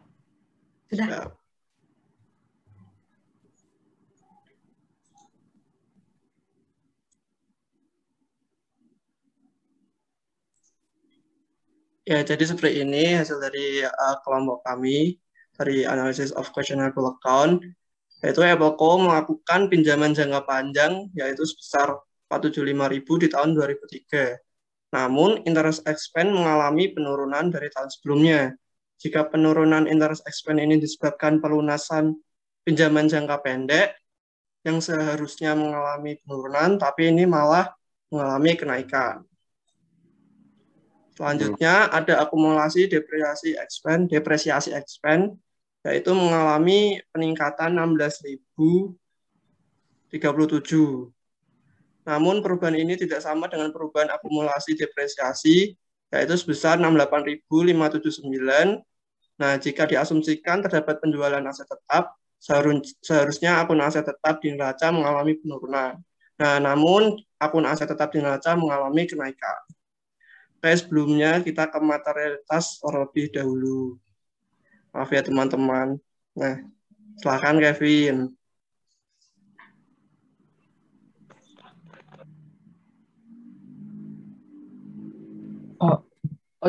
Oke, baik. Jadi teman-teman kelompok 4 ini yang saya sampaikan sebelumnya bahwa kita kan diminta untuk mencari materialitas dari laporan keuangannya Apple Blossom ini kan. Nah, di sini diketahui bahwa materialitasnya itu sebesar 5% yang terdiri dari kecelakaan gabungan atas saldo sebelum laba pajak. Nah, diketahui bahwa pendapatan sebelum pajaknya adalah 418.585 dolar. Nah, ketika materialitasnya diketahui sebesar 5%, maka didapatkan hasil yang dibulatkan menjadi 21.000 dolar. Jadi, ini yang kita jadikan sebagai dasar untuk menentukan apakah kenaikan pada saldo-saldo akun ini materialitas atau tidak gitu. Nah, bisa ke slide yang paling atas lagi, Yas.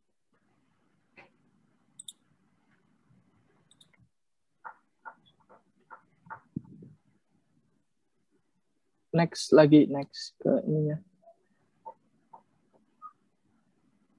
Nah, sehingga kelompok kami menentukan akun-akun di bawah ini yang bakalan kami tunjukkan yang merupakan akun-akun yang sudah melebihi materialitasnya. Yang pertama kita bisa lihat contoh dari Cash Big City National Bank, di mana terjadi kenaikan sebesar 332.924 dolar, di mana kan tadi materialitasnya udah kita tentukan tuh 21.000, sedangkan ini kenaikannya jauh banget dari 21.000 dolar tadi. Nah, baru kita lihat tuh alasannya kenapa bisa naik. Tadi kelompok 4 udah bener kok alasannya, udah sama-sama pendapat kami. Bisa juga apabila yang Cash Big City National Bank ini perusahaan bisa jadi meminjam uang dalam jumlah besar di bank lain. Nah, sedangkan possible error-nya mungkin terdapat transaksi fiktif atau error entry yang berakibat kas dilaporkan lebih tinggi. Begitu juga seterusnya. Jadi terdapat beberapa akun yang cukup banyak yang dianggap perlu diperhatikan dan dicari alasannya kenapa terjadi peningkatan yang cukup signifikan berdasarkan materialitas yang ditentukan sebelumnya. Seperti itu, Pak. Oke, makasih kelompok 2. Ya.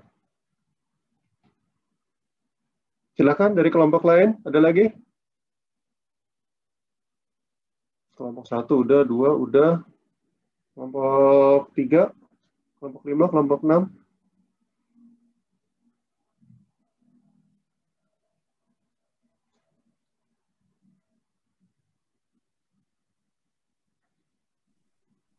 Pak, izin bertanya. Ke kelompok? Iya. Ke kelompok berapa? Kelompok 4, silakan. Kelompok yang presentasi tadi, Pak. Iya. Saya izin bertanya yang di bagian auditris, teman-teman. Ya. Nah, yang di auditris tadi kan, tadi ada kenaikan ini kan, accumulated depreciation untuk yang automobile. Dari 52.000 menjadi 77.000 kan, ada overstated. Nah, terus teman-teman tadi memberikan possible error-nya itu bisa aja karena salah catat gitu, atau karena salah ngitung depresiasi. Terus teman-teman juga memberikan possible business reason-nya itu karena perusahaan itu melakukan penambahan aset tetap berupa peralatan kan ya tadi. Apakah benar begitu, Mbak? Nah, tapi kalau kita lihat di neraca, untuk automobile equipment itu ternyata dia tidak mengalami kenaikan, Mbak. Jadi untuk automobile equipment tuh saldonya tetap 99.425. Kalau untuk possible error-nya mungkin ya, Mbak. Tapi kalau untuk possible business reason-nya itu apakah dari kelompok Anda tetap karena perusahaan ini melakukan pembelian, Mbak? Karena kalau dari neraca itu tidak menunjukkan adanya penambahan yang bagian automobile equipment-nya.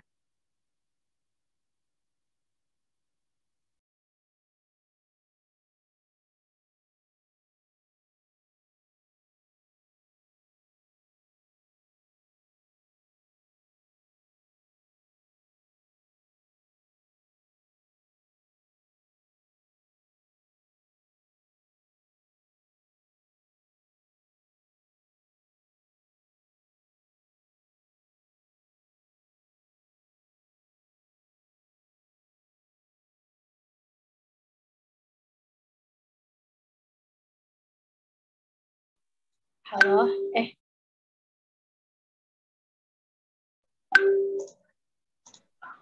izin menjawab. Gimana nih? Jelas, Mbak. Silakan langsung. Izin menjawab pertanyaan dari Mbak Rini tentang yang akumulasi depresiasi. Kan itu digabung ya penulisannya. Ini kesalahan dari saya sih, soalnya harusnya pencatatannya itu dipisah 7 sama 8 gitu, tapi ini malah digabung akumulasi depresiasi machinery and equipment dan akumulasi depresiasi auto equipment. Jadi yang melakukan pembelian itu kan cuman yang machinery dan equipment-nya aja, sedangkan automotive equipment-nya itu dia nggak melakukan pembelian gitu. Jadi di sini kemungkinan kesalahannya itu, sebentar, di sini itu kan yang pembelian asetnya itu cuman pembelian aset yang machinery dan equipment-nya aja. Dan kemungkinan kesalahannya, salah pencatatannya itu ada di machinery dan equipment-nya aja, yang depresiasi auto equipment-nya itu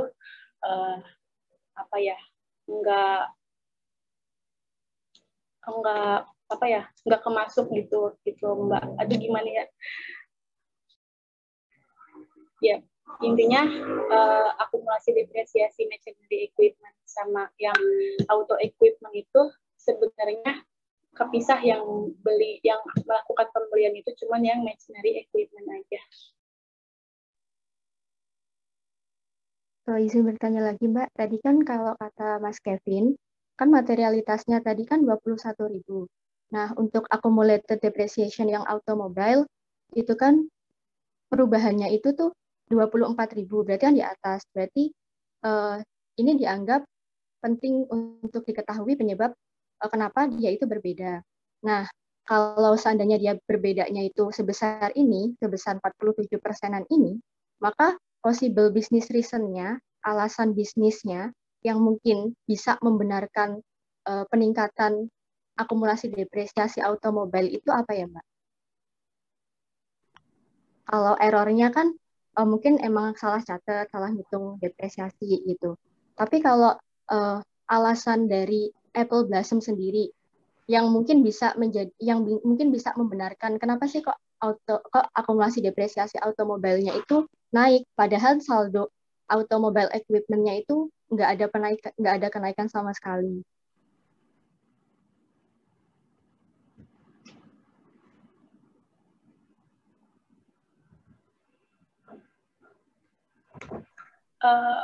Kemungkinan yang terjadi ketika ada kenaikan pada saldo akumulasi depresiasi itu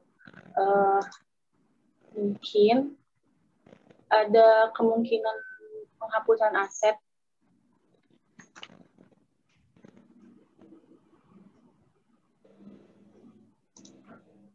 Sebentar.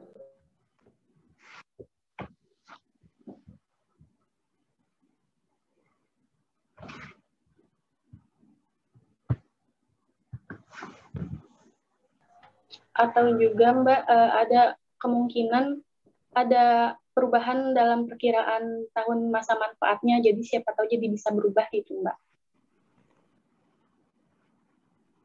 Baik Mbak, terima kasih ya Mbak. Iya, sama-sama.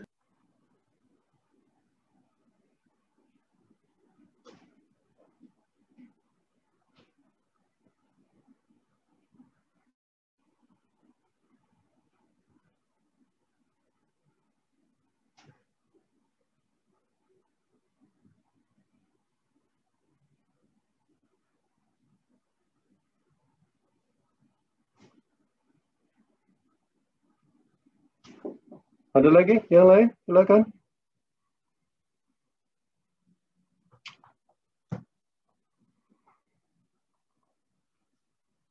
Kelompok yang belum menanggapi, monggo.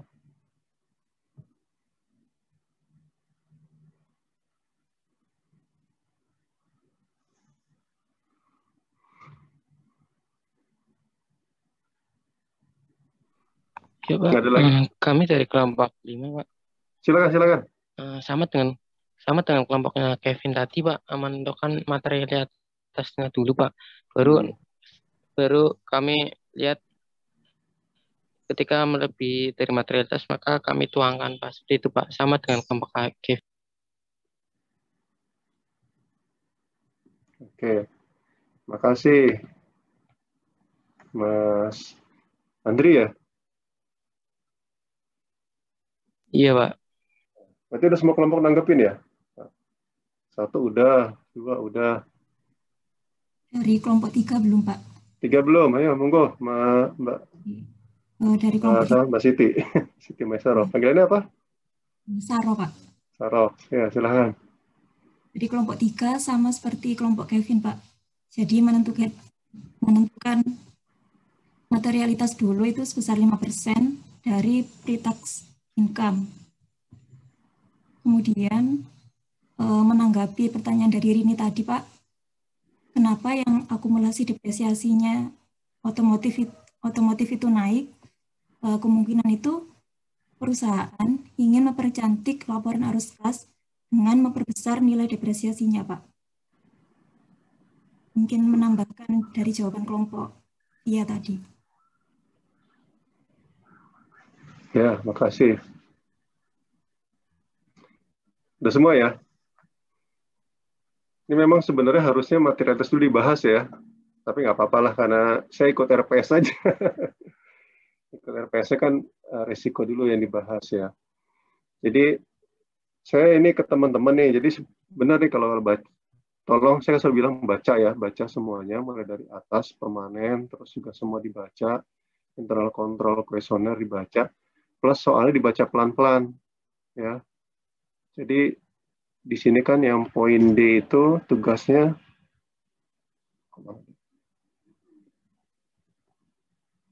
nah ini. Jadi sebenarnya poin D itu kita berangkat dari poin C ya, dari analytical prosedur analitis. Dari prosedur analitis kita analisis lebih lanjut. Kemarin kan sebenarnya saya udah ngasih bocoran ya waktu bahas prosedur analitis kan ya, terkait apa-apa yang harus diperhatikan, ya, analisis segala macam. Nah, sekarang lebih terstruktur. Kalau kemarin saya ngomong berapa ininya, berapa yang signifikan. Nah, sekarang ini disampaikan di soal nih, ya. Nah, ketika analisis ada 2 patokan. Tadi seperti kelompok, siapa tadi Kevin? Kelompok berapa ya? Kelompok 2, Pak. Kelompok 2 sama kelompok berapa tadi? Yang Mbak Saroh? Kelompok 3, Pak. Kelompok 3, Mas Andri juga ya. Jadi di sini itu yang dilihat adalah for change exceeding 20% dan ini kan ini contohnya, ini contoh ya. Nah, kita tentukan nanti itu di awal, ya kan. Kita ingin memperhatikan untuk yang perubahannya di atas berapa persen, satu itu. Tadi benar tuh siapa yang di kelompok berapa tadi ya. Yang kedua dari konsep dari angka materialitasnya diambil. Tadi berapa dari kelompok Kevin? 21.000 ya. Seperti itu. Nah, itu jadi patokan, jadi acuan kita untuk menganalisis semua akun-akun yang sudah dibuat tadi ya, komparasi tadi, itu yang dilihat ya. Kemudian dijelaskan, kok jelaskan sih udah oke ya. Tapi ketika menjelaskan ya, tolong diperhatikan informasi yang ada di atas, di halaman-halaman sebelumnya, mulai dari permanen file ya, pengendalian intern ya kan. Masih ingat ya kemarin saya bahas? Di pengendalian intern apa aja tuh yang kacau? Ada yang mau komentar nggak?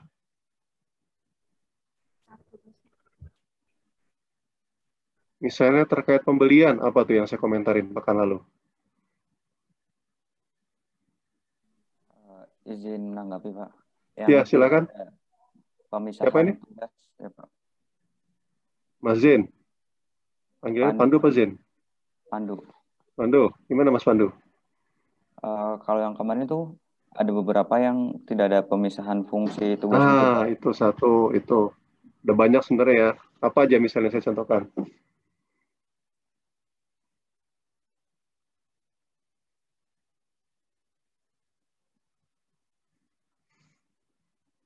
Izin menjawab, Pak. Manajer penjualan dan manajer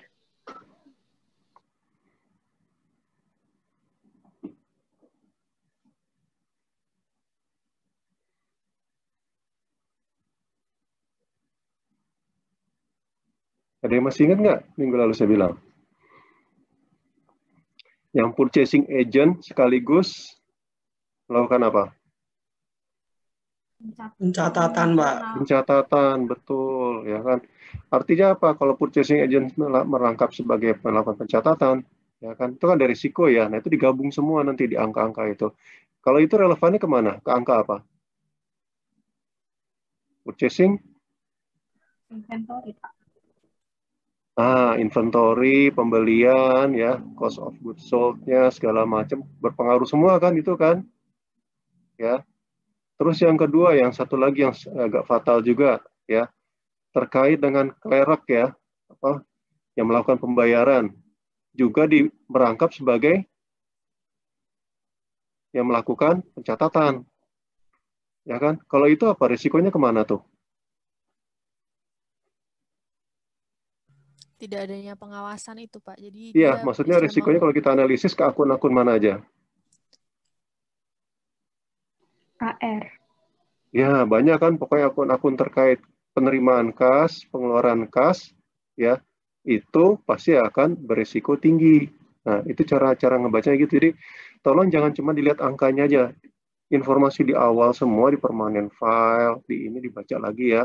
Itu cara mengerjakannya. Jadi, dilihat. Nanti baru tuh kita bisa ngomong, misalnya gini, ya, terkait inventory. Ya, purchasing agent merangkap sebagai petugas pencatatan. Kira-kira baru nyambung kan? Misalnya ada ini nggak perubahan yang signifikan nggak di inventory? Tadi kelompok berapa persen? Kelompok 4 ya, Mbak Tasya ya? Iya Pak, ada. Ada, ya kan? Nyambung tuh semua. Risikonya apa sih? Nah, jadi ketika kita ngomong risiko dikaitkan dengan fakta-fakta informasi yang ada di soal itu ya. Jadi jangan cuma ngarang aja, oh ini risiko, nggak gitu. Dilihat semuanya informasinya. Jadi ini cara membaca kita dari semua informasi yang ada, ya kan? Karena risiko itu bukan cuma dari angka, dilihat juga kan di sini kemarin sempat baca ini nggak materi risikonya, risiko audit, ya kan? Kita harus memahami bisnis klien segala macam, ya kan? Terus di risiko itu ada risiko pengendalian, ya kan? Apalagi inherent risk, risiko melekat, ya kan? Apalagi nanti ada audit, acceptable risk, ya kan, AR, ada PDR, ya, plan detection risk, ya. Itu kita bicara risiko di risiko audit, ya. Jadi ini yang saya minta nanti teman-teman gitu ketika mengerjakan. Pertama itu lihat baca soalnya ya, baca soalnya itu kan kita kasih panduan nih, misalnya tadi berapa sih persentase yang ingin kita lihat, berapa persen, misalnya yang kenaikannya di atas 20%. Ya. Tadi Mbak Tasya kelompok 4 berapa persen? Yang di atas berapa persen? Sekitar 8 akun yang signifikan saja, Pak. Oh, nggak ditetapkan ya? Belum, Pak. Nah, itu, jadi tetapkan. Mungkin kalau Kevin, kelompok 2, berapa tadi? Berapa persen? Kalau material itu kan 21.000. Iya, Pak. Berapa persen? Kami tidak melihat persennya, Pak, tapi cuma menentukan kenaikan yang 21.000 itu aja, Pak. Oh, gitu. Ya, jadi bisa jadi persentasenya nggak signifikan, tapi lebih dari 21.000. Ada 2 kemungkinan, berarti ada yang kelewat nanti ya. Iya, Pak. Oke. Makanya dibaca soalnya ya. Di soalnya itu kan diminta kan 2 itu yang dilihat ya. Persentasenya itu, persentase perubahannya sama dari materialitasnya ya. Itu sebagai panduan ketika menganalisis ya kan. Kemudian logical explanation kan logisnya aja tuh ya. Apa sih misalnya terkait perubahan inventory segala macam. Nah, jadi sebenarnya teman-teman tuh dipandu ya untuk melihat penjelasan sama melihat risiko. Risikonya apa, ya kan? Itu kan kalau misalnya tadi inventory, ya kan ada risiko apa nih, ya. Nah, risiko itu dikaitkan informasi yang di atas tadi, di informasi sebelumnya. Ya kan, misalnya inventory, kenapa? Ada risiko, ya kan, bisa jadi ada penyimpangan atau fraud yang dilakukan oleh si petugas pembelian, ya kan? Karena dia melakukan pembelian sekaligus melakukan pencatatan. Ya. Tidak ada pemisahan fungsi di situ. Ya, itu tuh cara-cara ini ngejelasinnya. Ya. Perlu dibahas satu-satu, jangan ini deh. Ya itu ya satu. Ya. Itu tugas-tugas yang A. Yang B-nya kan. Nah tadi yang C sama D gimana? Yang 3 sama 4 gimana? Di kelompok 4 tadi, sorry saya Kak. Coba tayangin lagi deh. Baik Pak, sebentar.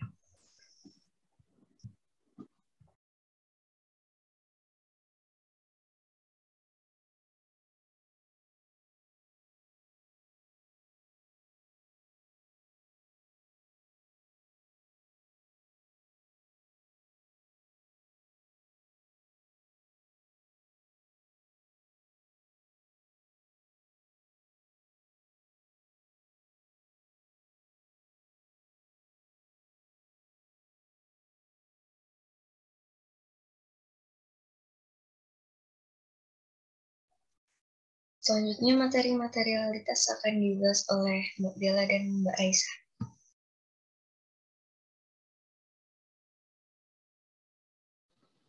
Izin Pak. Jadi untuk materialitas, untuk menentukan materialitasnya, pertama kami mencari overall materiality dengan cara. Mbak Bella, sorry. Ya, Pak. Ini kan soalnya ini kan ada poin D ya, butir D ya. Butir D itu kan ada 1, 2, 3 sama 4 ya. Yang poin 3 sama 4-nya